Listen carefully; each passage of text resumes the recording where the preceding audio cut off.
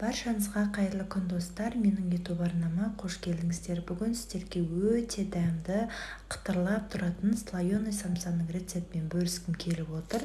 Міндетті түрде жасап көріңіздер, сіздерге ұнары сөзсіз. Ендеше видеоның соңына дейін қарап, менің YouTube арнама тіркеліп, жанында тұрған қоңырауша белгісін белгілеп қойыңыздар.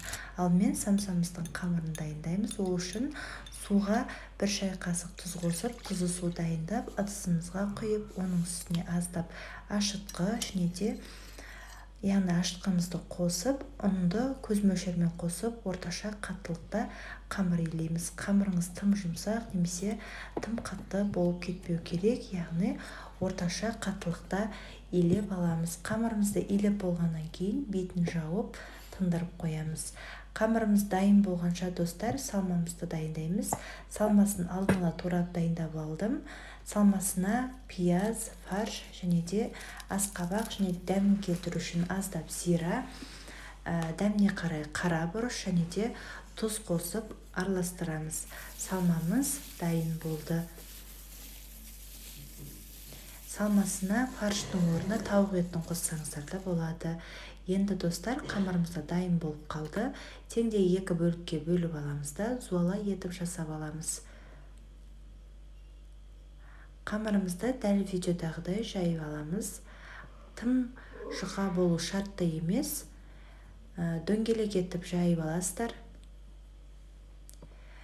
Мінеке достар, бір қамырымызды, яғни бір зуаламызды жайып болғаннан кейін арасына ұн сеуіп, бір шетке жинап алып қоямыз.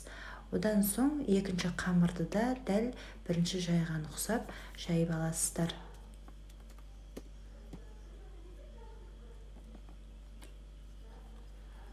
Бұл самсаны міндетті түрде жасап көріңіздер, өте дәмді самса болып шығады. Бұл самсаны жасап болғаннан кейін базардан қатпарлы самса алуды да ойламайтын боласыздар.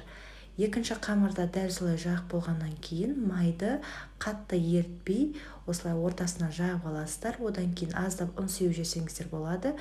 Одан кейін екінші қамырды үстіне орналастырасыздар. Май менде шеддер летті майы, негізі 72% май қолданыңыздар. Менде 72% болмай қалды. Енді майларыңыз жақ болғаннан кейін осылай екі шетін дәл видеодағыдай жасайсыздар да май жағасыздар. Конверт етіп ораймыз. Орап болғаннан кейін достар, дәл осы қалпында таза пакетімізге салып 1 сағат морозилькаға жібереміз, яғни майы қатып сіңу керек. Қамырымыз дайын болғаннан кейін аламыз да ұнға аунатып 4 бұрыш етіп жайып шығамыз. Қатты жұқа етіп жаймаймыз, сәл қалыңдау етіп жаямыз. 4 бұрыш қылып жайып болғаннан кейін мінеке дәл видеодағыдай 4 бұрыш етіп кесіп аламыз, яғни конверт самсалар жасаймыз. Қонақ күткенде міндетті түрде жасап көріңіздер достар, дастарханның сәнін келтіріп ерекше болып тұрады. Осылай 4 бұрыш етіп жайып болғаннан кейін арасына салмасын қосып, дәл видеодағыдай мен көрсеткендей осылай түйіп аламыз. Түйген жерлерін жақсылап бекітіңіздер, жабыстырыңыздар. Мінекей осындай самса болып шығады.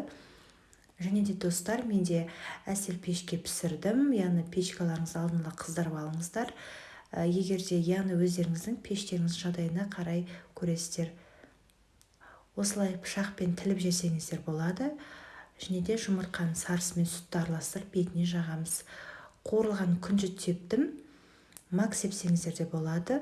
180-200 градуста қызарғанша пісіріп аламыз. Мінеке дайын самсаларымыз көріп отқандарыңыздай өте керемет болып шықты. Дастарханда әдемі көрінеді, және де сіздің отбасыңызға ұнайды деген ойдамын достар. Қараңыздаршы, өте қытырлап, яғни қатпарлы, күшті самса болып шықты. Видео ұнаса лайк басып комментарий қалдырыңыздар. Баршаңызға ас болсын достар.